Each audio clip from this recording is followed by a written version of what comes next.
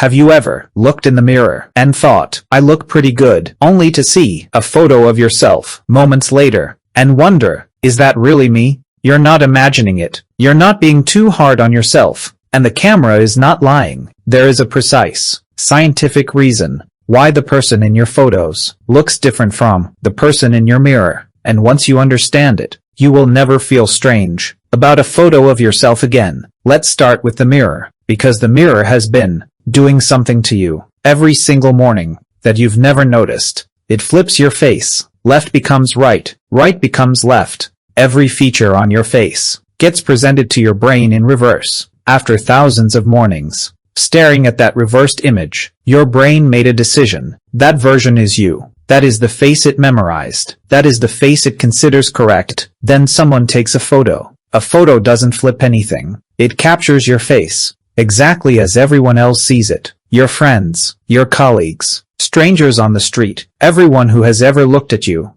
sees your photographic face. But to you, it looks subtly wrong. Something about the proportions feels slightly off. You can't name what exactly. You just know it doesn't look like you. That feeling has a name. It's called the mirror exposure effect. In 1968, Robert Zajonc at Stanford ran a simple experiment. He showed people images of faces, some faces appearing dozens of times, others only once or twice. Then he asked them to rate how much they liked each face. The answer was the same every time. The more often someone had seen a face, the more attractive they rated it. Not because the face improved, because familiarity itself generates preference. Your brain reads recognition as safety, as comfort, as something that functions like beauty. You don't choose this. It happens below the level of conscious thought. Automatically, every time, you have seen your mirrored face thousands of times more than your photographic face. So your mirrored face feels right. It feels like you. Your photographic face feels like a stranger who happens to look a lot like you, and we are considerably harder on strangers than we are on people we know. That's the first layer, but it's not the only one. The mirror moves. You are never fully still. Your expression shifts. Your head tilts slightly. Your brain isn't processing one frozen frame. It's watching a continuous, real-time version of your face. And that version is, without you realizing it, the most flattering average your face has ever produced. You naturally angle toward your better side. You hold your chin at the height that feels most comfortable. You catch yourself at the expressions that feel most like you. The mirror is a highlight reel, assembled over years of unconscious curation. A camera gives you one frame, a single fraction of a second, and that fraction might catch you mid-blink, mid-breath, mid-transition between two expressions. Your face spends almost no time in a fixed neutral position.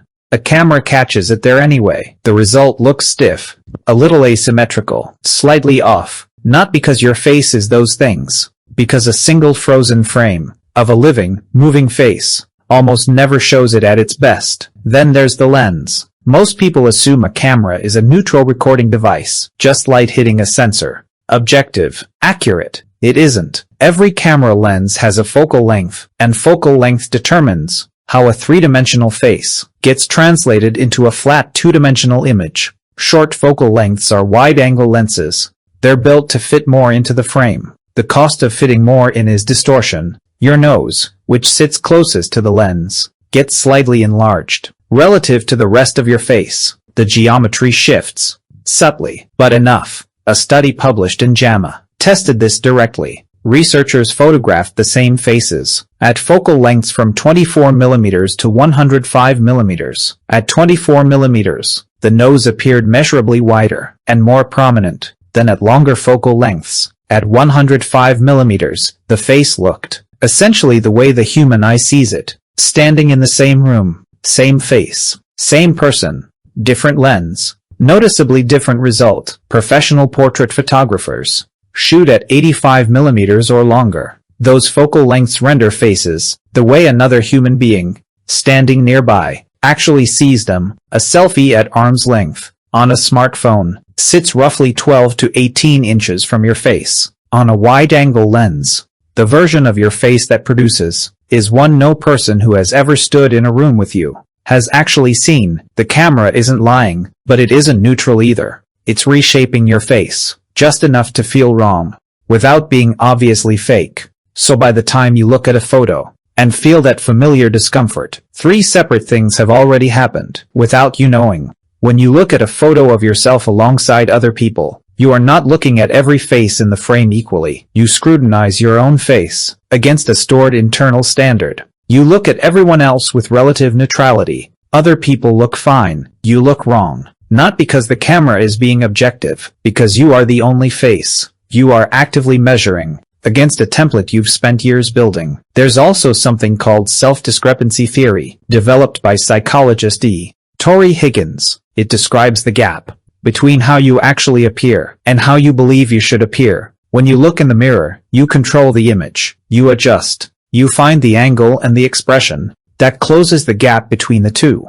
When you look at a photo, that control is gone. The gap opens back up, and the brain doesn't experience that gap as neutral information. It experiences it as something being wrong. So you hand the phone back. You say the thing everyone says, I just don't photograph well. But here is what's actually true. Other people do not see what you see. When they look at your photos, they don't have the flipped template stored. They see your photographic face. With the same mild familiarity, they see your in-person face. Because to them there is no difference. The discomfort you feel is entirely internal. It is a collision between 2 stored images. The mirrored face your brain decided was correct, and the photographic face that contradicts it. It is not an accurate assessment of how you look. It is not evidence that you photograph badly. It is your brain doing exactly what it was built to do, flagging a mismatch, generating a mild fret response, and interpreting a reversed image as more familiar and therefore more correct than the one everyone else in your life actually sees. The camera isn't lying.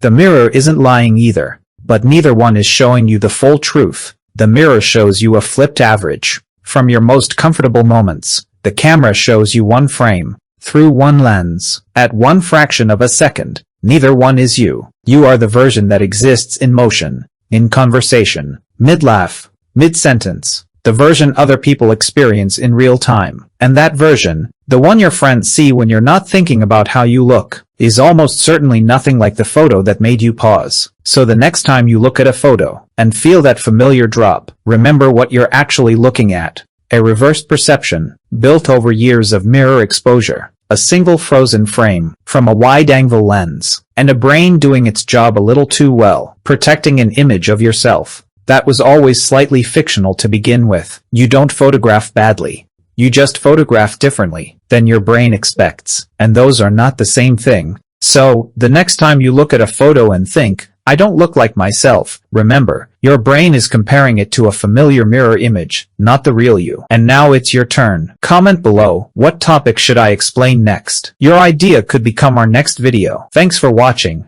and I'll see you in the next one.